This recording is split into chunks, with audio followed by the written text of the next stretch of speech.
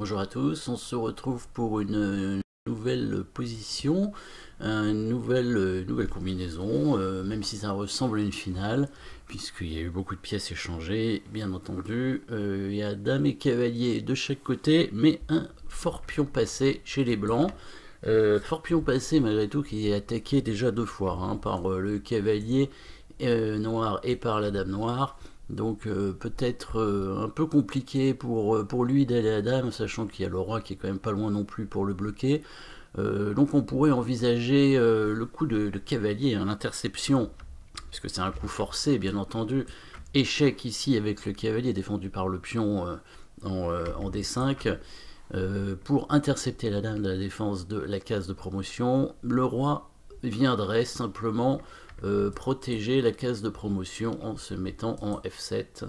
Voilà, donc et après ce sera compliqué pour les blancs de faire quelque chose pour amener leur pion à dame. Alors il y a un autre problème dans cette position pour les blancs, c'est la position du roi par rapport à la dame noire. On voit qu'ici la dame noire est quand même assez active, hein, avec l'intention probablement de faire échec sur cette case en G4, sur quoi le roi blanc serait obligé de revenir en G2, et la dame noire pourrait soit revenir là où elle était, soit faire un échec en E2, et ça semble compliqué pour les blancs de s'échapper, hein, de cet échec perpétuel des noirs a priori. Donc comment faire ici avec les blancs qui ont un avantage, hein, quand même, puisque ils ont un pion d'avance, un pion passé assez avancé, très avancé même si il est fragile, on a vu, mais surtout aussi un autre pion passé, hein, et il faut bien s'en préoccuper de ce pion, il est très important, c'est un pion passé éloigné, et en finale, hein, parce que là quand même nous sommes en finale, un pion passé éloigné est aussi important, voire plus important qu'un pion passé très avancé comme ça. Alors en fait ce pion en E7 aurait été en E6 avec le cavalier blanc, bon, sur une autre case, une case plus stable, parce que là il est quand même pas très bien.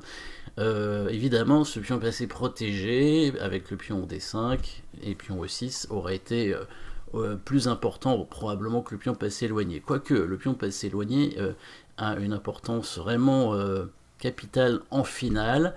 Et ici, c'est lui qui va nous faire gagner, mais avant tout, il faut trouver un moyen pour éviter ce fameux échec perpétuel des noirs. Alors, il y a une dernière chose qu'on n'a pas trop regardé, évidemment, sur le coup de cavalier échec, quand le roi vient en F7, serait la possibilité, éventuellement, hein, pour la dame blanche, de tenter des menaces discrètes, évidemment, sur le roi, quand le cavalier arrive en E6, voire tout de suite si on veut faire l'échec. Le roi arriverait de toute façon en F7, et si on met le cavalier en E6, effectivement, il y aurait une menace avec dame G7, probablement une menace de mat. Le problème ici, c'est si la dame blanche bouge, hein, alors il y aura peut-être pas cet échec de dame en G4, mais plutôt cet échec de dame en H1, qui est au moins aussi embêtant, puisque la dame blanche serait obligée de revenir couvrir, et là, il n'y aurait pas moyen de créer de menace, hein, sans la dame. Donc le but, ce sera vraiment ici, de chasser la dame noire de sa position active, et il n'y a qu'une seule façon d'y parvenir, c'est faire une déviation de la dame avec la promotion du pion. Donc on va sacrifier le pion pour dévier la dame, la forcer à prendre le pion, et après seulement on va mettre le cavalier, ce qui fait que la dame noire va être bloquée par le cavalier, donc ne pourra plus faire échec. Ensuite, on pourra créer la fameuse menace de mat avec la dame en G7, les noirs seront obligés de défendre avec leur dame, et le pion pourra avancer tranquillement, puisque la dame noire sera obligée de rester en défense du mat. Elle sera bloquée par le cavalier, et le cavalier noir ne pourra pas faire grand chose, il pourra éventuellement attaquer ce pion en D5 qui pourra être protégé par la dame, et c'est tout ce qu'il va pouvoir faire. Donc voilà comment on va trouver ici cette solution. C'est quand même un coup forcé, hein, le pion qui avance, on fait dame évidemment. Coup forcé ici, la déviation de la dame noire, hein, pour éviter qu'elle ne puisse nous faire échec, hein. Donc là si elle fait échec ça sert évidemment à rien, puisque le roi va se déplacer en G2, et la deuxième dame défend toutes les cases d'échecs, hein, voilà, les noirs n'ont plus qu'à abandonner avec une dame de moins.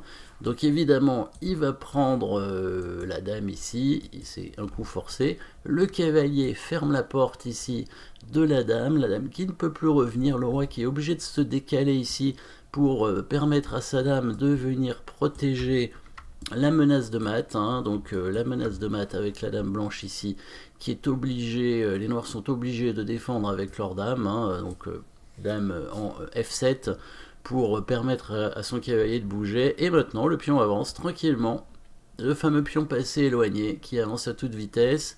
Si le cavalier arrive pour attaquer le pion, alors on pourrait défendre le pion avec la dame, hein, peut-être mettre la dame en D4, hein, ça peut être une bonne idée, mais il y a peut-être un coup encore plus fort, hein. En fait c'est toujours comme ça dans les combinaisons, on réfléchit à une suite de coups au départ, et puis on peut améliorer toujours, hein, par rapport à ce que fait l'adversaire, mais aussi par rapport à ce qu'on arrive à calculer, puisque bon, le calcul, évidemment, on ne peut pas calculer si loin, hein, on ne peut pas calculer quand même 10 coups à l'avance avec plusieurs variantes, c'est pas possible.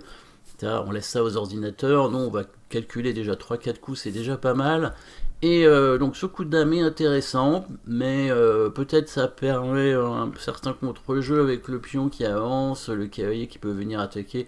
Bon, il ne doit pas y avoir grand-chose, mais c'est une possibilité, hein, dame ici. Mais peut-être que coup forcé, dame au F6 est encore plus fort, puisque ça va forcer l'échange des dames, et le pion, du coup, pourra tranquillement aller à la dame sans que les noirs puissent faire grand-chose. Donc ça semble pas mal ce coup, avec donc le coup dame en F6, hein. Dame en F6, alors si les noirs prennent, là, le pion va reprendre la dame, et lui va aller à dame aussi, hein. Donc probablement les noirs seront obligés de ramener leur roi en G8, et là on pourrait défendre le pion avec le cavalier, hein. Par exemple, on peut faire ça, le roi vient en G8, et là on peut jouer le cavalier pour défendre le pion ici, pas la peine de le donner, mettre le cavalier ici. Les noirs ne peuvent pas le prendre avec le cavalier, puisque il va y avoir l'échange des dames qui va permettre au cavalier blanc de récupérer le cavalier noir. Si le cavalier bouge en échangeant les dames, hein, il n'y a pas beaucoup de cases, hein, s'il vient là, bon là ici on va simplement échanger les dames avec les blancs, et on va pousser le pion, comme ça. Et ce pion, bon là on est dans une finale de cavalier avec un pion passé éloigné. Alors le cavalier noir peut le bloquer, mais il va se retrouver complètement bloqué, on n'aura plus qu'à ramener le roi, hein. Ici le cavalier noir est obligé de rester ici, hein, parce que sinon le cavalier blanc va venir protéger la case devant, et le roi noir ici ne peut rien faire, hein. Le roi blanc va arriver tranquillement. Si le roi noir tente d'aller par ici, le cavalier blanc peut revenir pour aller chercher l'autre pion, sans compter qu'il y a aussi cette manœuvre de cavalier, hein, qui permet d'aller débloquer le pion passé. Donc ici en fait dans cette combinaison, c'est un peu une combinaison de défense, puisque les noirs menacent de faire l'échec perpétuel, donc il faut le parer.